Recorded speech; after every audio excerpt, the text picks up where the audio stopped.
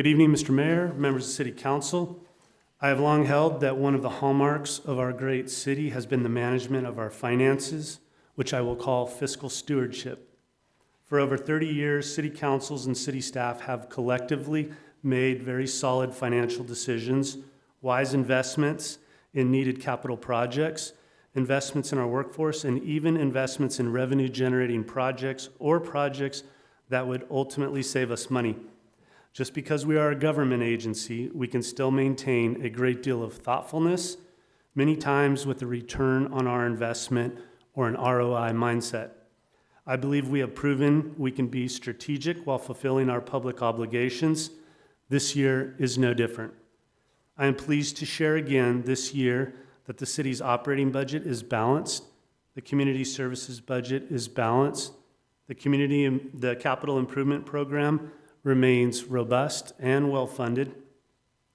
As shared in February, when we provided the mid-year financial update, through intentional strategic efforts on the part of this city council, the city fared better than anticipated through the pandemic years. And although our local economy has rebounded, I would still characterize recent signs as more of a softening of our economy going forward, and our fiscal planning reflects this. We are not ready to declare a recession, but many indicators tell us we are approaching a leveling off of revenue, and that was our fiscally conservative approach when building these extensive budget documents for your consideration. As the City Council knows, we held a budget workshop on Thursday, May 25th, where we discussed, outlined, and detailed budget recommendations. We highlighted projects, and we called out areas that we as a city should continue to keep on our collective financial radar. This presentation will reflect that of the budget workshop. Tonight, our executive staff, representing the exceptional efforts of their respective departments, will walk you through the budget process and provide the highlights of the annual operating and capital improvement program budgets. Director of Finance, Jennifer Hennessy, will summarize operating budgets for the general fund and Measure S fund, which will be discussed later in the presentation about reporting and how we message Measure S as a general fund revenue. Lieutenant Steve Cussy, who is sitting in for Captain Chris Durham, will present the sheriff's budget and highlight the department's special teams. Fire Chief John Crater will present the fire department budget. Director of Community Services, Erica Russo, will discuss the TCSD budget highlights, programs, and events. And Director of Public Works, Pat Thomas, will discuss the capital improvement program budget.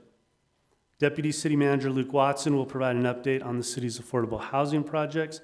And finally, we will close with topics we've identified as future planning items to delve into further over the next few months. As with previous budget presentations, we would like to suggest that we be allowed to run through the entire program in slides, and then we will pause on the back end for discussion and question and answers. We believe that many of the questions may be answered or clarified when the whole budget picture is explained surrounding the AOB, the CIP, the TCSD, and the 5-year forecast.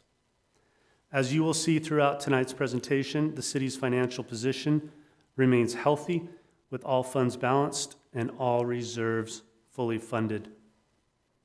The budget process begins each year in January with a review of the current year's budget and the development of revenue projections and the preliminary 5-year forecast, which serves as the baseline budget for the ensuing year.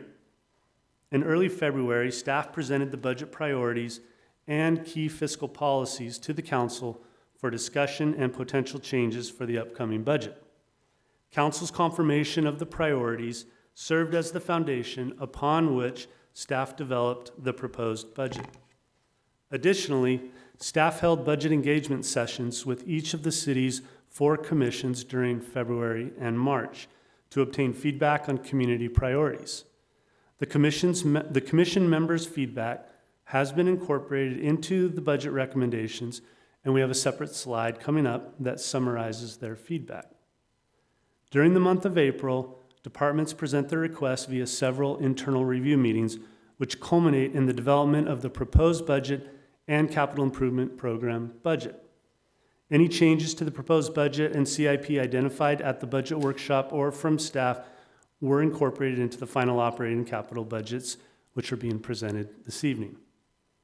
From the budget engagement sessions with the city commissions, several themes emerged from the discussions, and they include: the commissioners overwhelmingly agree that the city's investment in resources are indeed in line with the community's priorities. Public safety should remain the city's top priority. A continued investment to address traffic congestion and affordable housing options is highly valued. And having ongoing community engagement is vital for the city and should continue into the future. You will see that we've taken these comments to heart and have incorporated them throughout the budget and the CIP. From the top-rated ISO 2 fire department, from Chief John Crater, to the proactive approach to policing that you will hear from by Lieutenant Steve Cussy, to the wide-ranging investment in infrastructure projects that Pat Thomas will share when presenting the CIP, the city remains safety-focused and centered on providing a high quality of life to its residents. Strategic planning is foundational in the city's planning efforts to ensure that the priorities of the council and the community remain at the forefront and are reflected in the city's operating budget and capital improvement program. Projects and programs included in the budget and CIP must be consistent with the city's core values identified in the Quality of Life Master Plan, or the QLMP. Performance indicators are measured annually to track progress and the completion of goals and objectives. On November 15, 2022, the City Council adopted the Quality of Life Master Plan, which serves as a community-centric planning document of priorities and values for the next 20 years. The QLMP identifies the city's 7 core values, including a healthy and livable city, economic prosperity, a safe and prepared community, sustainable and resilient city, transportation, mobility, and connectivity, accountable and responsive city government, and the newest additional core value of equity. The Long-Ranging Planning Division has developed a 4-phase, multi-year process to update the general plan. Phase 1 is complete and includes the updates to the housing and public safety elements. Phase 2 is in process and includes the updated QLMP, an analysis of the city's climate action plan, and the development of a complete streets policy document. Phase 3 will include a fiscal land use study to analyze the city's remaining development capacity and market absorption potential for residential, commercial, and industrial development, and will be completed by the fall of 2023. The final phase is to work with the General Plan Advisory Committee to update the general plan and the environmental impact report over an 18-month timeframe. In December of 2022, the council approved a multi-year strategy to pay down the city's debt and unfunded liabilities. To date, both the Civic Center and Margarita Recreation Center loans have been paid in full, creating an annual savings of $2.2 million. Additionally, the city paid $7.25 million towards the CalPERS unfunded pension liability, creating annual ongoing savings of $900,000 per year. As shown here in the chart, this next fiscal year we plan to pay off the other post-employment benefits known as OPEB, unfunded liability, which relates to the retiree health benefit that was afforded to employees who joined the city prior to 2005. Another $10.5 million will go towards the pension liability, creating cumulative annual savings of $4.6 million.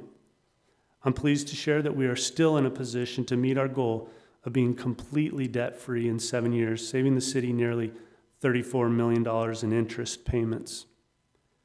At this time, Director of Finance Jennifer Hennessy will now review the fiscal impacts of the proposed general fund and the Measure S budgets. Thanks, Aaron. Good evening, Mayor and City Council members. The general fund serves as the city's primary operating fund and provides the funding required to deliver public safety, public works, community development, and administrative services to the city of Temecula. General fund revenue is projected to reach $112 million, with sales tax contributing 44% of total revenue. Expenditures are projected to be $96 million next fiscal year and reflect the list of minor updates identified by staff since the budget workshop as outlined in the agenda report. Contributions to other funds include $766,000 transfer to the Capital Improvement Program for the General Plan Update and the I-15 Congestion Relief Project. The General Fund will contribute $1.5 million into the Fire Facility Acquisition Fund to build up a reserve for the future acquisition of Fire Station 12 in Old Town, bringing the reserve balance to $4.5 million. And as part of the debt liability paydown strategy Aaron mentioned previously, $15.9 million in available general fund balance will go towards the OPEB and pension unfunded liabilities to generate cumulative ongoing savings of $4.6 million. General fund revenue is projected to remain flat compared to the prior year, with revenues totaling $112.3 million. Sales tax, property tax, and Measure S are all forecasted in conjunction with the city's consultant, HDL Companies, whose team is dedicated to analyzing transaction-level detail and statewide economic trends. While a recession is not yet forecasted by HDL, a flattening of the economy is, and sales tax revenue projections reflect this forecast. Property tax and property tax in lieu of vehicle license fee revenues are based on home valuations from the prior year and reflect inflationary growth of 4.7% and 5.3% respectively. Franchise fees reflect the increasing utility rates, primarily for electric and gas services. TOT, or transient occupancy tax, is projected to be flat compared to the current year. While occupancy rates have increased, the average daily rate charged by hotels has decreased. And Measure C is the parcel tax approved in 1997 at $74.44 per home per year. This revenue is allocated 50% to parks maintenance and 50% to TCSD operations and is expected to increase by 1.8% next year. Licenses and permits revenue comes from the various building permits, plan check fees, and other development-related revenue, and is projected to increase by 2%. Measure S revenue reflects funding for 11 sheriff's deputies, staffing for Fire Station 95, future asset replacement, and general support of public safety. Transfers in reflects monies from the gas tax fund, the supplemental law enforcement grant, and $5 million from the city's pension trust that will be utilized to pay down a portion of the unfunded liability. And reimbursement revenue includes the payments for public services that are levied in various community facilities districts. And finally, the other category shows a large decline due to the receipt of one-time ARPA funding from the federal government in the prior year. And again, the total general fund revenue is projected to be $112.3 million. Total general fund expenditures are projected to increase by 4.2% to $96 million, of which 56% is dedicated to public safety. Public Works makes up 20% of the general fund and is expected to increase 4.8%, due primarily to labor agreement adjustments and the administration of a larger CIP program. City administration makes up 15% and is expected to increase 9.9%, due mostly to labor agreement adjustments. And community development makes up 9% of the general fund and is expected to increase by 5.4% due to inflation. The non-departmental category includes payments for the annual retiree medical contribution, PERS replacement benefit, and continuity staffing reserve, all offset by an estimated $900,000 reduction in the city's CalPERS pension cost as a result of the liability paydown in 2022. I'll now turn the presentation over to Lieutenant Steve Cussy, who will present the Sheriff's Department budget. Good evening again, Mayor, City Council, and executive staff. The Temecula Sheriff's Department budget of $42 million reflects a 3.9% increase over the prior year. The budget includes an estimated 2.5% increase in the sheriff's contract rate, plus the annual motorcycle replacement program, which includes 2 new motorcycles this year and a purchase of a new drone to help support law enforcement operations. Staffing levels provided by the contract total 117 sworn deputies, 18 community service officers, exceeding the target staffing ratio of 1 sworn deputy per 1,000 residents. The city contracts with Riverside County Sheriff to provide patrol coverage and dedicated sworn positions which serve as a command officer in various special teams, including the recently created Robbery Burglary Suppression Team, which has a significant impact in reducing crime and increasing safety in our city. The team consists of a sergeant, 2 investigators, 2 deputies with the sole purpose to identify and apprehend suspects committing residential and commercial burglaries and robberies in our city. The Metro team was created last fiscal year to ensure safety in Old Town by providing 20,000 hours of dedicated law enforcement per year. It is now stationed in the newly expanded and renovated Old Town Temecula substation. This will decrease their response times and provide patrol hours to Old Town since Metro team members will no longer respond from the Southwest Station at the start of their shifts. The CORE, Community Outreach, Resource, and Engagement Team, will continue to address quality of life issues concerned by working closely with the city's code enforcement, building and safety, TCSD, information technologies, and the fire department, as well as neighborhood watch programs, community education, and more. In addition to these, the city also contracts for deputies assigned to special enforcement teams, school resource deputies, mall deputies, and a traffic team. I will now turn over the presentation to Fire Chief John Crater to present the fire budget. Thank you, LT. The fire budget for next year is projected to be $22.9 million. However, the structural tax credit of $11.1 million is deducted by the county, leaving the net cost to the city of $11.8 million. The budget includes staffing levels of 4 firefighters per fire engine and ladder truck, with a total of 71 fire personnel. This would continue to meet the Cal OSHA requirement for 2 in, 2 out for firefighter safety during structure fires, and serve in a pivotal factor in recent upgrades in the ISO 2 rating, which puts the city in the top 7% nationwide for structure fire suppression capabilities. A total of $4.5 million has been set aside for future acquisition of Fire Station 12 in Old Town. Recent negotiations with the county have led to a cost-sharing agreement for staffing at Station 95, where the county will pay approximately $1 million for 4 positions at that station.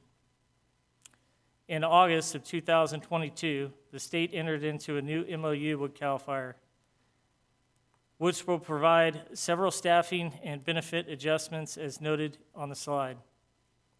Additionally, the current work week is proposed to decrease from 72 hours per week to 66 hours per week. This to accommodate the proposed schedule change will take effect in November of 2024. 6 new firefighter positions have been added to the general fund 5-year forecast. I'll turn it back over to Jennifer to finish up the general fund section of the presentation. Great. Thanks, Chief. In addition to the safety departments, the general fund also includes the Public Works, Community Development, and Administrative departments, which has a combined budget of $42 million, or a 6.6% increase over the prior year, due primarily to labor agreement adjustments and the purchase of capital outlay equipment for newly added positions and a refresh of the city's website to improve the experience of our visitors utilizing the city's website. Also included in this category are anticipated savings in the CalPERS employer contribution rate for employee pension costs. The ending fund balance for the general fund is projected to be $36.6 million next fiscal year. Reserves are fully funded at $24 million, and after deducting for future commitments, the available fund balance is projected to be $11.7 million. This slide illustrates the different components of the $36.6 million fund balance. Per budget policy, 20% of operating expenditures are set aside into the reserve for economic uncertainty, and an additional 5% of operating expenditures are set aside into the secondary reserve. These funds are utilized in the event of a major disaster, significant loss in revenue, or for large unexpected expenditures. Reserves are projected to reach $24 million next year. A portion of the fund balance is assigned and/or committed to future costs associated with capital projects previously approved in the 5-year CIP and the Pechanga-funded deputy as the funds are paid in advance. An unassigned fund balance of $11.7 million is the amount available for future one-time appropriations. The city has a longstanding practice of not only budgeting for the next fiscal year, but for the next 5 fiscal years. This long-term approach to financial management has served us well, as we're able to forecast the long-term fiscal impacts of operational decisions made in the present. This slide illustrates the strong fiscal position of the city's general fund, which is structurally balanced with revenues exceeding expenditures. Both revenues and expenditures reflect realistic growth projections and include any known and anticipated contractual obligations, as well as an economic slowdown predicted to begin in 2023, as indicated by the flat revenue trend line on the chart. This next slide further illustrates the fiscal health of the general fund by showing that fund balance remains steady and reserves are meeting desired levels over the next 5 years. Measure S is the 1-cent transactions and use tax approved by Temecula voters in November of 2016. This revenue source became effective in April of 2017 and has generated nearly $162 million over the past 6 years.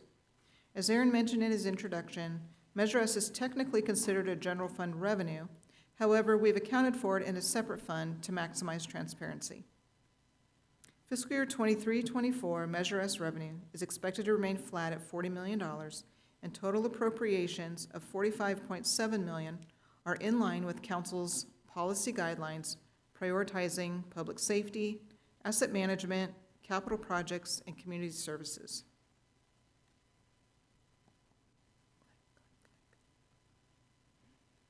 Keep clicking. There we go. Public safety funding of $9.9 million is recommended to augment the sheriff and fire department's budgets by providing funding for 11 sheriff's deputies, Fire Station 95 staffing, and the future replacement of the fire ladder truck and inspection vehicles. Asset management funding of nearly $4.6 million includes the deposit of $2 million into the streets maintenance fund and $500,000 into the technology replacement fund to further enhance cybersecurity, and just over $2 million into the facilities replacement fund. Capital project investments total just under $16 million, with $1.4 million added to the CRC renovation project, $1.3 million for the design of the future Uptown Temecula Sports Park, and an additional $1.1 million added to the pickleball courts project, bringing the total project cost to $3.3 million for this highly desired amenity. And general and community services funding totals $15.3 million, which is primarily dedicated to TCSD operations and library funding. A 5-year forecast is also prepared for the Measure S fund, as shown here, and revenues projected to remain flat over the next few years, then slowly increases as the economy begins to improve. Annual appropriations gradually shift from funding CIP projects towards funding higher levels of public safety and general services over time. The ending fund balance in each year is at a healthy level and available for any unforeseen one-time projects or programs. As the city rebounded from the pandemic, revenues exceeded expectations while operating expenditures were prudently managed in light of unforeseen nature of the economy. As such, the available fund balance within the general fund grew and afforded the city the opportunity to give back to the community and help local businesses and nonprofits rebound from the pandemic. A total of $14,080,000 was appropriated by the council to establish the Community Reinvestment Fund and created 6 funding categories across the broad range of services to support the local community.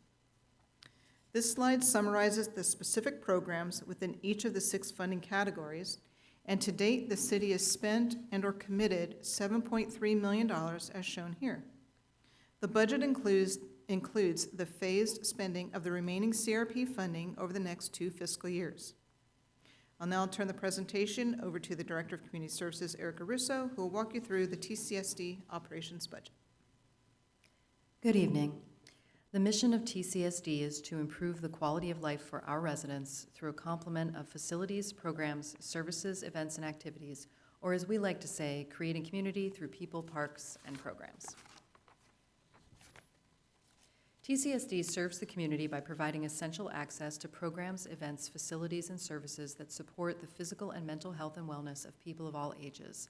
This broad umbrella of community services is Parks and Rec and so much more, including inclusive senior and youth services, workforce and education development, homeless outreach, sports, aquatics, and recreation classes and activities, special events, cultural arts, community engagement, and our award-winning parks and facilities. The city's commitment to a high quality of life will be on full display as we anticipate the grand opening this fall of the newly renovated Margarita Recreation Center located at Mike Nagar Community Park. The center will include a new 25-yard swimming pool, kitchen, classroom, dance studio, and multipurpose room. We look forward to welcoming everyone to our new intergenerational facility and providing programs, classes, and services for all ages and abilities. The new Welcome Center, located in the previous Visit Temecula Valley storefront, is a one-stop shop for all things community services. Residents can register for classes, purchase the city emergency preparedness backpacks, and learn about local businesses. Signature special events were busier than ever this past fiscal year. We recently hosted Southern California's premier car show, the Temecula Rod Run, with over 500 classic cars on display and spectators coming from as far away as Paris, France. The holiday season also featured Santa's Electric Light Parade, the Christmas tree lighting at the Duck Pond, and the New Year's Eve Grape Drop. The community will soon be enjoying the 4th of July Parade and Extravaganza, Art Fest, Color Run, and the new Temecula History Day, as well as the recent Memorial Day Observance Concert featuring the Temecula Valley Symphony. On a daily basis, perhaps the biggest way that we impact the community's well-being is through our vast array of classes, activities, and programs. The Summer Fall 23 Activities Brochure, which features 48 pages of programming for the entire community, is packed with programs to keep our residents busy all summer long.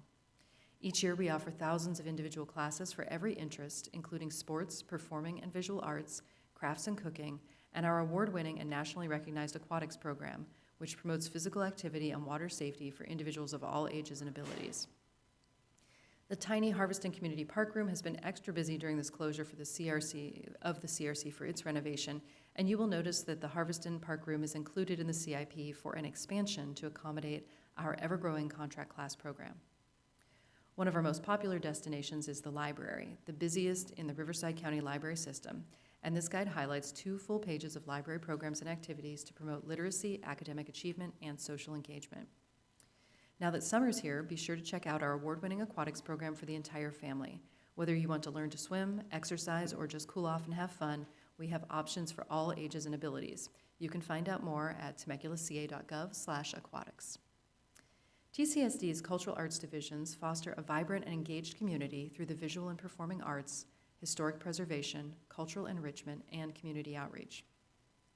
Visitors to Old Town can learn about Temecula's rich history at the Temecula Valley Museum, enjoy an alfresco art exhibit at Art Nights, explore other cultures at our Culture Days program at Sam Hicks Monument Park, have fun with scientific discovery at Penny Pickles Children's Museum, and take in live performances at the theater and the Merc. These many options provide a diversity of artistic expression and add color and texture to our community. To keep our community engaged, the Community Relations team produces high-quality videos such as Around and About Temecula and Park Adventures, and entertains our residents with their creative and engaging social media posts and reels. Coming up soon, the new Temecula Sunset Market has been created to bring a vibrant, family-friendly evening to Old Town, reminiscent of night markets internationally. Beginning July 12th, join us every second and fourth Wednesday of the month from 5 to 9 p.m. for live entertainment, a gourmet food court, and some of the finest artisans and craft people selling their handcrafted treasures. Our sports division has once again had a busy year full of tournaments, league play, camps, and field rentals. As has become an annual tradition, all available weekend dates have been booked for tournaments at our 2 premier sports venues, Pat Birdsall Sports Park and our newest sports park, the Sports Ranch at Somers Bend. In total, 48 tournament weekends have been reserved for 2023. We are also excited to announce new leagues for our adult population to participate in, such as the city's kickball and senior softball leagues, in addition to our existing offerings of adult softball and basketball. We are thrilled to once again be hosting the 15th annual College and Vocational Fair at the Promenade Mall, where students get an opportunity to speak with representatives from over 300 California-based and out-of-state colleges, universities, vocational schools, and military institutions. The Human Services team is busy preparing for the opening of the new Margarita Intergenerational Recreation Center and expanding the summer food service program and other programs for individuals of all abilities and ages. With the addition of CRP funds, the Workforce Development and Human Services teams are also working on expanding our successful intern and externship opportunities, including opportunities for young adults with special needs. The city's long-term commitment to mitigating the impacts of homelessness on individuals, businesses, and the community as a whole is known throughout the region as our very successful homeless outreach and prevention program. Through collaborations with partners such as Social Work Action Group, Community Mission of Hope, Riverside Sheriff Office, Project Touch, and other neighboring agencies, city staff and multiple departments have been able to create a framework of support and accountability, which has helped 31 individuals exit the streets so far this year, totaling an extraordinary 202 street exits since the renewal of the SWAG contract in January of 2021. This year, the nationwide point-in-time count reflected a homeless population of 35 unsheltered individuals in Temecula, representing a net reduction of approximately 59% in the chronically homeless population from its peak in 2017. For the next fiscal year, the TCSD budget reflects revenue totaling $18.8 million. Program revenue, which includes the income from contract classes, registration fees, day camp, aquatics, and theater tickets, is projected to be $2.6 million. Measure C, which is the $74.44 parcel tax dedicated to park programs and maintenance, is expected to be $1.9 million, and the Measure S contribution of $14.3 million provides the remaining revenue necessary to cover the operations to facilitate TCSD's wide-ranging services and programs. Operating expenditures of $19 million are increasing by 14.6%, primarily due to the opening of the Margarita Recreation Center and the labor agreement adjustments. As shown in the TCSD 5-year forecast, revenue and expenditure levels are anticipated to grow between 3 to 6% per year as the district continues to enhance its services and programs offered to the public. I will now turn the presentation over to Director of Human Resources and Risk Management, Isaac Garibay, to summarize citywide staffing. Thank you, Erica, and good evening. As part of the budget adoption in June, a separate resolution approving the schedule of authorized positions and salary schedule will be included in the operating budget agenda item. The salary schedule reflects the cost of living adjustments per the agreement with Teamsters Local 911. Base salaries for executive, mid-management, confidential, represented, non-represented, and project employees will become effective the first pay period in fiscal year 2023-24. Authorized positions for fiscal year 2023-24 totals 199.2 full-time equivalent positions, including the 5 council members and an authorized but unfunded position. A total of 3.75 authorized positions are recommended to be added in fiscal year 23-24, which include the conversion of 2 existing positions from part-time to full-time, the addition of 2 new maintenance worker 1 positions, 1 for streets and the other for facilities, and a new management analyst position within the information technology department. To complement the authorized staffing, the city also employs a significant number of part-time project positions in various seasonal and support positions. A total of 70.3 full-time equivalents make up our project staffing positions. 2 additional positions are employed which are limited in term and scope to support the implementation of the city's new financial system. Staffing for the sheriff and fire departments are provided through the contracts with Riverside County and CAL FIRE. Sheriff staffing includes 117 sworn deputies and 18 community service officers, which exceeds the 1 sworn deputy per 1,000 residents goal outlined in the city's general plan and QLMP. Fire staffing will also remain consistent with 71 fire personnel and will continue to provide 4 fire personnel per fire engine and ladder truck. This chart shows the city's authorized staffing level since 2001. At the city's peak, a total of 210.75 positions were authorized. We remain 11.55 positions below that peak with 199.2 total authorized positions.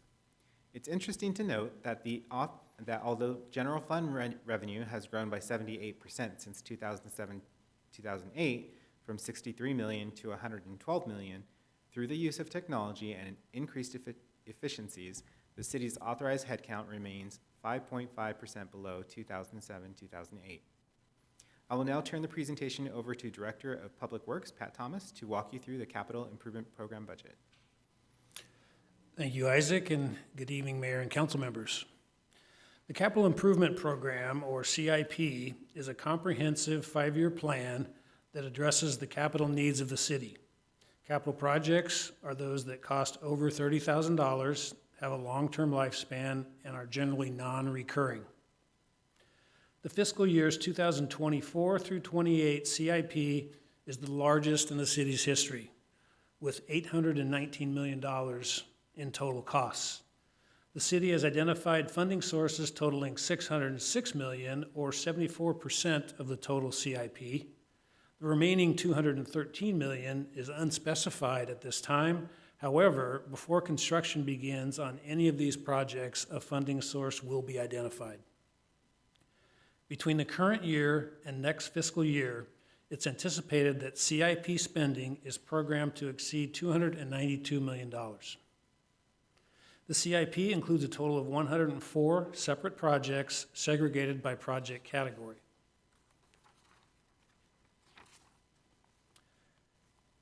This slide illustrates the significant efforts of the city to leverage outside sources of funding, which has yielded tremendous results in recent years.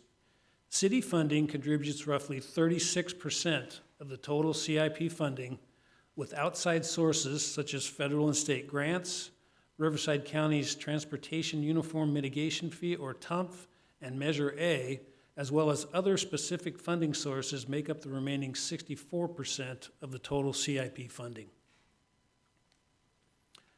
The CIP includes the addition of 12 new projects this year.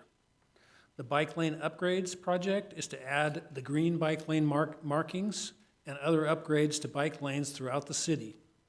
A bridge maintenance project includes the maintenance of existing bridges throughout the city, which is based on the Caltrans inspection program.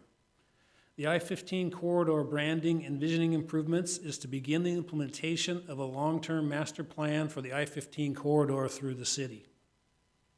The Old Town Parklets program is to add amenities in Old Town, which is funded through the Community Reinvestment Program, or CRP. The Pavement Management Program update is to update our pavement management program, which includes the re-study and re-rating of all of the condition of all the streets throughout the city, and establishing new pavement condition index and new priorities for future pavement management projects. Pedestrian ramp upgrades is to upgrade those ramps throughout the city, and this is funded by the CDBG program. We've added a project to construct a sidewalk on the north side of 3rd Street in Old Town. The storm drain lining project is to maintain the existing storm drains we have throughout the city based on a storm drain master plan, which is currently being completed. We've added 2 new projects to fund the upgrading of our traffic signal systems throughout the city, and these projects are funded through the Highway Safety Improvement Program, or grant program. The Uptown Temecula Affordable Housing site is one which Luke will cover next in his update on affordable housing projects.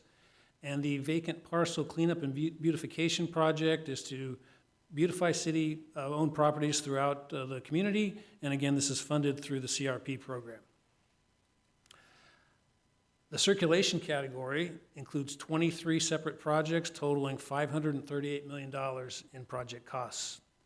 The I-15 French Valley Parkway Phase 2, project we've been waiting for a long time, is currently under construction and is scheduled for completion in early 2025. This project includes the $50 million US DOT infra grant. The pavement rehabilitation projects is the continuation of efforts to maintain the quality of the city's roadway system, one of our largest assets. We have over $14 million in pavement rehabilitation projects planned over the next 2 years, including repaving of arterial roads and residential slurry seal projects. The Murrieta Creek at Overland Drive project is currently in the final environmental design phase, with construction anticipated to begin in 2024-25. This project is funded through the State of California Highway Bridge Program. The Rainbow Canyon Road pavement rehabilitation project is currently being designed and planned for construction in fiscal year 23-24, with the majority of funding provided through the Pechanga Intergovernmental Agreement, and this funding is included in over $40 million of funding that's been contributed by the Pechanga tribe since 2000. The Diaz Road expansion project includes widening and improvement of Diaz Road between Rancho California Road and Winchester Road, followed by the final phase between Winchester and the northern city boundary. Diaz Road will be the northern extension of the western bypass. The I-15 congestion relief auxiliary lane project includes the city-led project to construct an auxiliary lane for northbound I-15 between Temecula Parkway and Rancho California Road. This project is anticipated to start this fall, followed by the larger $50 million Caltrans project to construct auxiliary lanes between the other interchanges on both the northbound and southbound sides of I-15 through Temecula. And that project is scheduled to begin in 2026. The Riverside County Transportation Commission is also planning to implement a smart freeway project to install detectors for the volume of traffic on I-15 and coordinate the ramp signals on all the ramps accessing the 15th freeway through Temecula. The Inez Road Phase 1 project includes widening of Inez Road between Tierra Vista, or the Duck Pond entrance, and Rancho Vista Road. And this project includes funding from the Rancho Highlands Development Project. The Phase 1 project will complete the widening of Inez Road in that section to that 4-lane section that's designated in the general plan. As you've heard earlier today, we also have an Inez Road Phase 2 project called out in the general plan that would include improving Inez Road between Rancho Vista and La Paz. That project is currently unfunded, so we don't have any funds currently programmed for that project, and we're not planning to begin any work on that project for at least a few years, and that project will be studied in the general plan update that is being conducted over the next 2 years as well. There's a new roundabout proposed at the intersection of De Portola and Jedediah Smith Road, which will utilize $800,000 in federal grant funding from the Economic Development Initiative. The infrastructure category includes 56 separate projects totaling $134 million in total project costs. The Margarita Recreation Center, which you've heard about earlier, is the new intergenerational recreation center, which will also include a new pool complex. It's currently under construction and anticipated to be complete and opening in September of this year. The CRC renovation and expansion, Phase 1, is currently underway and nearly complete now. That project includes the maintenance of numerous items throughout the CRC facility, followed by later phases which will include expansion of the CRC facility. We're also planning to construct a new splash pad at the CRC pool complex, replacing the kiddie pool, and that project is anticipated to begin construction in the fall of this year. The city facilities rehabilitation project includes items for repair and rehabilitation of existing city facilities based on the citywide facilities asset assessment study. The citywide sidewalk project includes an annual replacement of damaged sidewalks and access ramps throughout the city, as well as new sidewalks and missing gaps from the citywide sidewalk inventory. The bike lane and trail program includes a project to install multi-use trails in and around the Ronald Reagan Sports Park. The comprehensive general plan update is currently underway and will be worked on over the next few years. We have a project to add improvements to fire stations 84 and 73 in the interior of those facilities. Plans for fire station 84 are complete and include a new fitness room, storage room, and kitchen improvements. And the plans for fire station 73 will be completed in fiscal year 23-24. Funding has been received from Pechanga to augment Measure S funding to enhance the landscaping on the west side of I-15 Temecula Parkway interchange, and we anticipate beginning construction on that project later this year.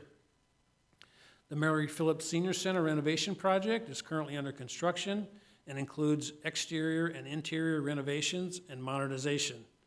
We installed a new emergency generator at the Mary Phillips Senior Center using funding from a Cal OES grant, and we'll be installing a lighted outdoor shuffleboard facility later this year as well.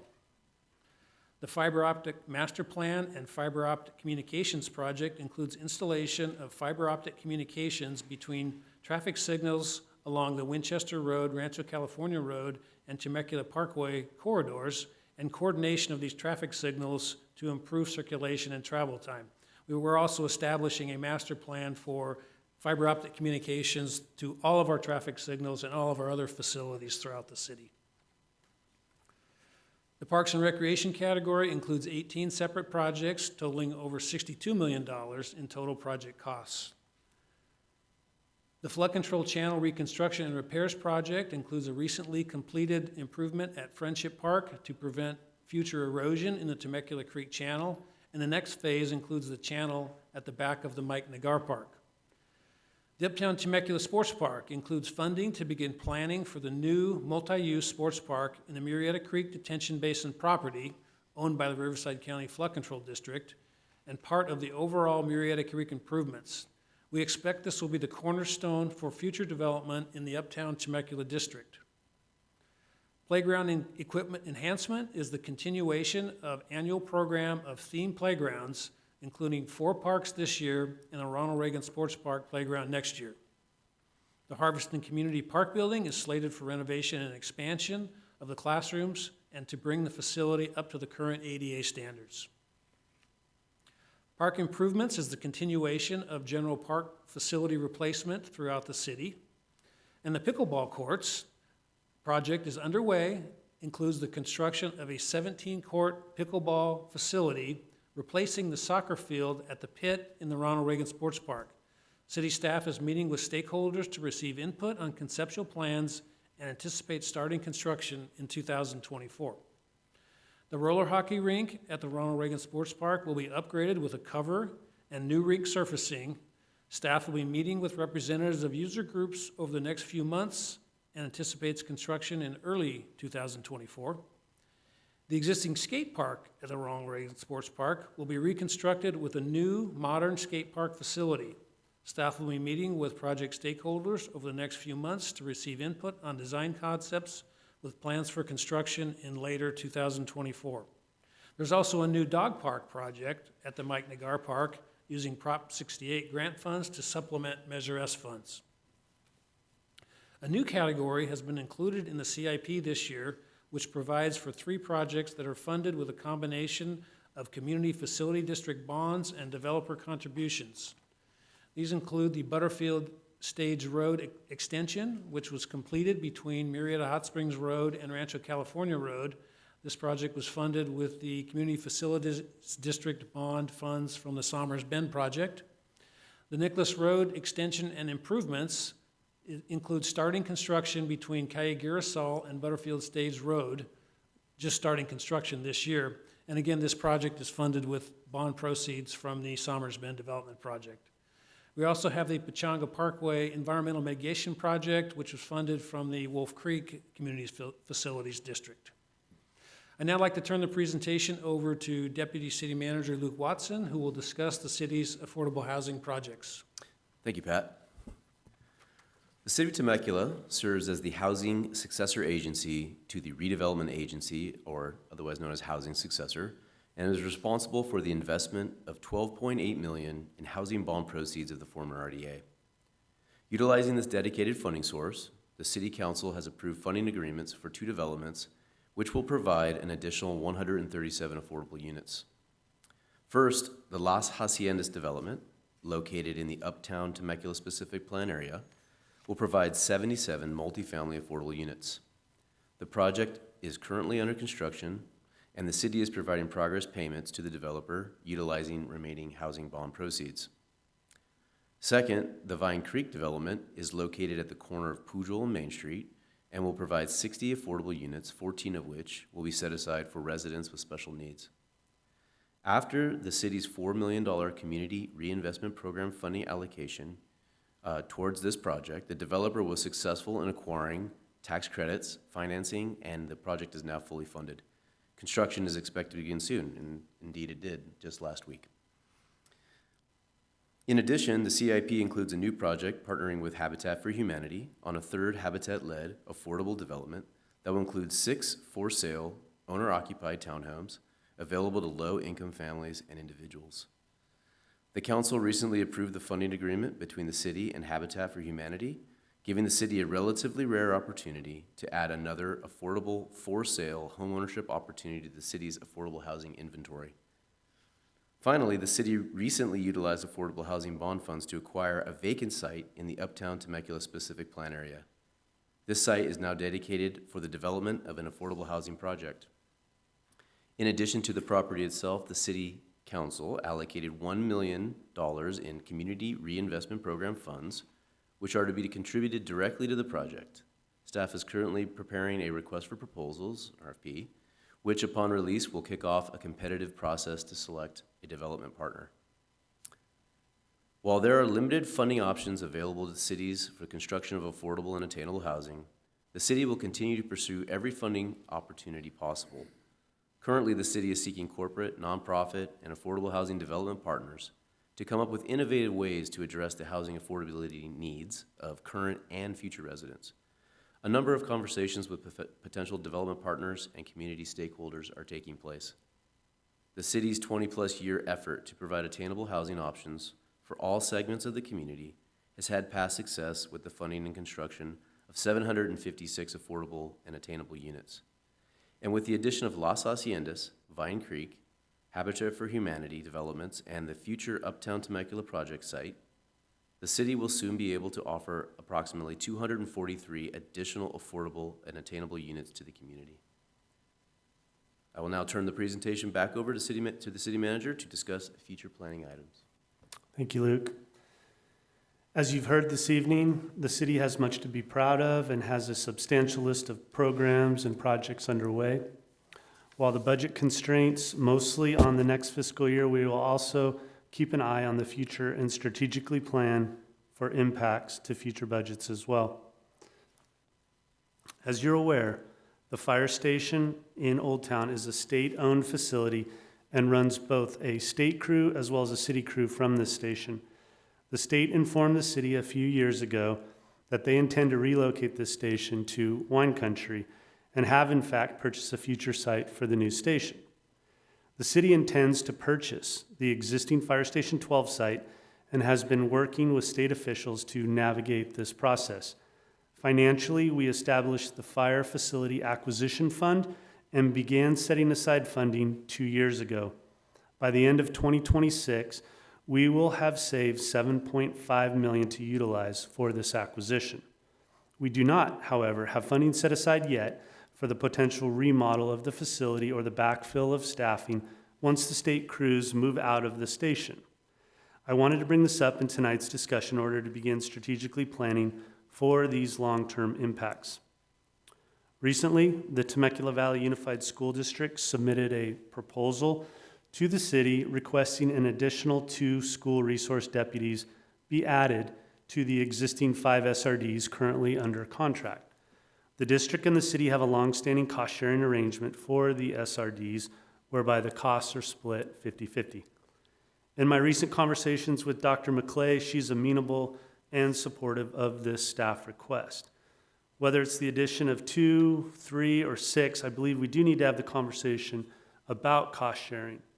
For context, it appears that there are 22 public schools within the Temecula city limits. That's excluding Tony Tobin Elementary, which is in Morgan Hill. The current 5 SRDs are dedicated to each of the high schools, while the others serve in a roving assignment amongst the other school sites. Each SRD costs about $178,000 per school year for fiscal year 23-24. At the May budget workshop, the City Council directed me to schedule a joint city TVUSD subcommittee in the future for further conversations about school safety and the SRD program, which I will follow up. Since Measure S became effective in April 2017, we have accounted for its revenue and expenditures in a separate fund. From a technical accounting perspective, Measure S is a general fund revenue and is not required to be accounted for separately. Now that it has been 6 years since we started receiving Measure S, staff would like to explore different reporting options to better align the city's budget with our financial statements, which report Measure S as a general fund revenue. Also at the May budget workshop, the City Council agreed that it would be worth our time to further discuss with the Strategic Fiscal Services Ad Hoc Subcommittee the various alternatives for reporting and messaging Measure S while maintaining full transparency. I will be following up on this for later this summer. Any recommendations coming from this will be forwarded back to the full City Council.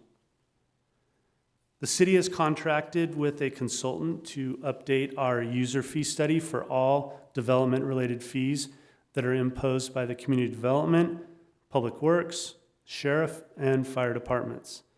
The study is complete and has identified the full cost of providing the various services to the community and how those costs compare to our current fee schedule. This is a very complex study and has taken several years to complete, and Jennifer and I would like the opportunity to sit down and walk the Strategic Fiscal Ad Hoc Subcommittee through the details of this report. Of course, any related recommendations will come back to the full City Council. As you've heard throughout this presentation, the city remains blessed with an excellent workforce and is financially stable over the ensuing 5-year period, with reserves fully intact, structurally balanced with revenues exceeding expenditures, and a robust CIP program that is 74% funded. While our local economy is indicating a flattening out over the next several months, we have conservatively budgeted our revenues to reflect this trend. City staff will continue to monitor revenues, and we will bring the council an update if adjustments are deemed necessary. I want to give a special thanks to the entire executive staff, departmental budget analysts, and our finance budget team, including Director Hennessy, Finance Manager Paula Majors, and Senior Accounting Tech Catlin Dorsett, all of whom are foundational to our ability to build greatness while maintaining excellence in all that we do. And an extra special shout out to our media services team of Jonathan Hall and Chris Dreer, who have taken our presentation to the next level with the addition of videos, drone footage, and top-notch graphics. Again, we did appreciate the feedback the City Council provided to us at the May budget workshop. This concludes our presentation this evening, Mr. Mayor. We strongly recommend approval of these balanced budgets and priorities, and we are available for any further questions that you may have. Thank you. Okay, thank you very much, Mr. City Manager.